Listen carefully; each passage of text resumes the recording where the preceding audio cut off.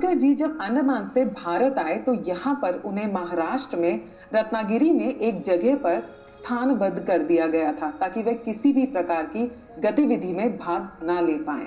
लेकिन सावरकर जी को भी हर वो रास्ता पता था जो उन्हें उनकी देश की आजादी की तरफ ले जाता था, और उन्होंने वहीं बैठे बिठाए अपने छोटे भाई को प्रेरित कर श्रद्धानंद और हुतात्मा नामक साप्ताहिक समाचार पत्र प्रकाशित कराए। उन दिनों वे अपने नाम से लेख प्रकाशित नहीं करा सकते थे, तो उन्होंने एक काल्पनिक नाम से लेख व कविताएं प्रकाशित करानी आरंभ कर दी। इन लेखों और कविताओं को पढ़कर युवाओं को बहुत प्रेरणा मिलती थी। इसी दौरान उन्होंने कई सारे ग्रंथों की भी रचना कर डाली। ईयर 1922 में उन्होंने इसेंशियल्स ऑफ हिंदुत्व को लिखा, जिसमें उन्होंने हिंदुत्व के सिद्धांत को तैयार किया। दोस्तों, सावरकर जी अब राष्ट्रीय स्तर पर जनता के नायक बनकर उभर चुके थे। उस समय कांग्रेस भारत के स्वातंत्र्य का पूर्ण रूप से समर्थन नहीं करती थी। कांग्रेस का मानना था कि अंग्रेज भारत को धीरे धीरे सारे अधिकार देते जाएंगे, लेकिन सावरकर जी कांग्रेस के इन विचारों से बिल्कुल भी सहमत नहीं थे। वे मानते थे कि अंग्रेजों ने लड़ाई करके उनकी मातृभूमि उनसे छीनी है और इसीलिए उन्हें लड़ाई करके ही अपनी मातृभूमि से भगाना चाहिए। उन्हीं दिनों डॉक्टर केशवराव बलीराव हेडगेवार जी राष्ट्रीय स्वयं सेवक संघ की स्थापना कर रहे थे। देश में लोग उन्हें बहुत सम्मान की नजरों से देखते थे और उनकी बुद्धि का बहुत लोहा भी मानते थे। इस संघ की स्थापना से पहले सन 1925 में वे सावरकर जी से मिले और उन्होंने हिंदू संगठन को और ताकतवर बनाने के लिए उनको अपनी योजना बताई। हेडगेवार जी हिंदू समाज की संगठन शक्ति में राष्ट्र की उन्नति और देश की एकता को बनते हुए देखते थे, और सावरकर जी का भी यही विश्वास था। सावरकर जी हर हिंदू नवयुवक को देश का एक सशस्त्र सिपाही बनाना चाहते थे ताकि वे अपने देश के लिए मर मिटे। इसीलिए सावरकर जी राष्ट्रीय स्वयं सेवक संघ यानी आरएसएस के काम को लेकर बहुत खुश थे। 21 जून 1940 को डॉक्टर हेडगेवार जी की मृत्यु हो गई थी और सावरकर जी ने उन्हें श्रद्धांजलि देते हुए कहा, हालांकि डॉक्टर साहब चले गए हैं, लेकिन हम सबको मिलकर उनके संघ के महान कार्य को पूरा करना होगा। सावरकर जी असूलों के बड़े ही पक्के व्यक्ति थे और उनके रास्ते चाहे कितनी भी बड़ी मुसीबत आ जाए, वे डर कर भागने वालों में से नहीं थे। सितंबर 1924 में मौलाना शौकत अली, जो एक इंडियन मुस्लिम एक्टिविस्ट, जर्नलिस्ट और एक कवि थे और खिलाफत मूवमेंट के प्रमुख व्यक्तियों में से एक थे, उन्होंने सावरकर मुलाकात की। इस मुलाकात में मौलाना साहब ने पहले तो सावरकर जी की खूब प्रशंसा की, साथ ही साथ अपनी बुद्धिमत्ता का भी परिचय दिया। फिर उन्होंने शुद्धि कार्य को बंद करने को कहा।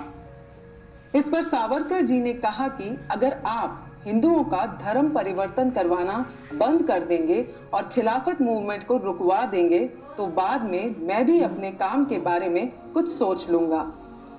मौलाना सावरकर को मुसलमानों द्वारा भारत छोड़कर अन्य मुस्लिम देशों में जाने की बात कही। इस पर सावरकर जी ने भी अपने जवाब में उनसे कहा कि आप भी भारत देश छोड़कर जा सकते हैं।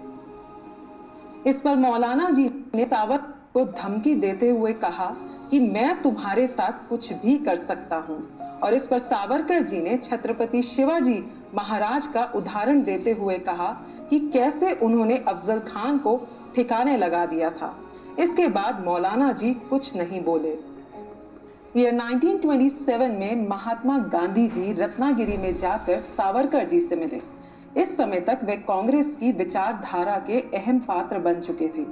गांधी जी खिलाफत मूवमेंट के धर्मगुरु खलीफा को दोबारा स्थापित करने के लिए सरकार पर दबाव डालना चाहते थे और इसके लिए वे भारत सरकार से समर्थन चाह रहे थे। जाहिर सी बात है, सावरकर जी गांधी जी की इस बात से कभी भी सहमत नहीं हो सकते थे। इसके साथ साथ गांधी जी जब सावरकर जी से मिले तो वे आर्य समाज के महान नेता स्वामी श्रद्धानंद जी के हत्यारे के प्रति अपनी सहानुभूति प्रकट कर चुके थे, जो बात सावरकर जी और दूसरे राष्ट्रवादी नेताओं को अच्छी नहीं लगी थी। सावरकर जी अपनी सोच और अपने विचारों में काफी स्पष्ट थे और इसी स्पष्टता के साथ सावरकर जी ने गांधी जी को बताया कि कैसे मुस्लिम लीग हिंदू देश की संस्कृति को मिटा देना चाहती है। दोस्तों, जब भी भारत की आजादी का जिक्र होता है तो महान क्रांतिकारी वीर भगत सिंह जी को हम कैसे भूल सकते हैं। भगत सिंह जी ने सावरकर दोस्तों, जब भी भारत की आजादी का जिक्र होता है तो महान क्रांतिकारी वीर भगत सिंह जी को हम कैसे भूल सकते हैं। भगत सिंह जी ने सावरकर जी द्वारा लिखी 1857 की क्रांति पथ पुस्तक बहुत ही लगन से पढ़ी और यह 1928 में वे रत्नागिरी जाकर सावरकर जी से मिले। उनके दिल में भारत के लिए अत्यंत देश प्रेम था और जब वे सावरकर जी से मिले तो वे देश के लिए मर मिटने की कसम खाने लगे। सावरकर जी को ऐसे युवा क्रांतिकारियों की बहुत आवश्यकता थी, लेकिन साथ ही साथ वे अंधी देशभक्ति के भी खिलाफ थे। उन्होंने भगत सिंह जी का मार्गदर्शन ही नहीं किया, बल्कि कई अन्य महान क्रांतिकारी उनसे मिलकर उनका मार्गदर्शन लेने आते थे। सावरकर जी ने रत्नागिरी में रहकर साहित्य लेखन पर काफी ध्यान दिया, जिससे युवाओं को देशभक्ति की काफी प्रेरणा मिली। इसी दौरान उनकी मुलाकात सेनापति बापट, डॉक्टर हेडगेवार, हिंदू महासभा के नेता डॉक्टर मुंजे और प्रसिद्ध इतिहास लेखक श्री सरदेसाई से भी हुई। इन मुलाकातों के दौरान राष्ट्रीय महत्व के मुद्दों पर काफी चर्चा होती थी और साथ ही साथ इन मुद्दों के समाधान भी सामने आते थे। हालांकि इस संगठन में राष्ट्रवादी लोग शुरू से ही थे, पर जब इन सबको सावरकर जी से प्रेरणा मिलती थी तो वे सब और भी प्रेरित हो जाते थे। दोस्तों, सावरकर जी ने रत्नागिरी में रहते हुए उस स्थान को भी पवित्र कर दिया था और एक जगह पर रहते हुए भी उन्होंने अपनी मातृभूमि की 13 वर्ष तक सेवा की। रत्नागिरी में ही उन्होंने हिंदू महासभा को कृपाण, स्वास्तिक, ओंकार व कुंडलिनी से युक्त भगवा ध्वज प्रदान किया। सारे देश के और राष्ट्रवादी लोग रत्नागिरी से एक असीम शक्ति प्राप्त करते थे। ईयर 1937 में 10 मई को सावरकर जी को रिहा कर दिया गया। उनको बाहर लाने में जमनादास मेहता और धन जोशी कपूर का बहुत सहयोग रहा। जैसे ही जेल से सावरकर जी की रिहाई हुई, वैसे ही भारत के राजनीतिक दलों में उन्हें अपने साथ शामिल करने की एक होड़ सी लग गई। कांग्रेस की तरफ से पंडित जवाहरलाल नेहरू जी और सी राजगोपालाचार्य ने उन्हें कांग्रेस के मंच पर लाने की बहुत कोशिश की, लेकिन कांग्रेस की नीतियों के बारे में सावरकर जी के शुरू से ही मतभेद रहे थे और उन्होंने कांग्रेस में शामिल होने से साफ मना कर दिया था। उसी समय हिंदू महासभा के नेता भाई परमानंद जी ने सावरकर जी से हिंदू महासभा के साथ आने के लिए अनुरोध किया। इस संगठन की नीतियों से तो सावरकर जी पहले से ही वाकिफ थे और सहमत भी, और वे संगठन में खुशी खुशी शामिल हो गए। दोस्तों, सावरकर जी ने वायदा किया था कि जब तक उनके शरीर में सांस रहेगी तब तक वे हिंदुत्व के लिए लड़ते रहेंगे। सावरकर जी के हिंदुत्व के बारे में विचार कुछ इस तरह थे।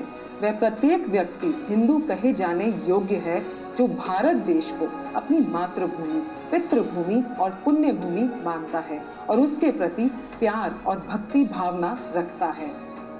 वे मुसलमानों के खिलाफ नहीं थे। वास्तव में कुछ मुस्लिम नेताओं ने प्रारंभ से ही भारत को विभाजित करने की भावना से राजनीति में कदम रखा था। वे भारत में रहते हुए भी भारत के खिलाफ बोलते थे। सावरकर जी का ये मानना था कि हिंदू समाज को इतना मजबूत होना चाहिए कि वह अपनी स्वतंत्रता को स्वयं प्राप्त कर सके।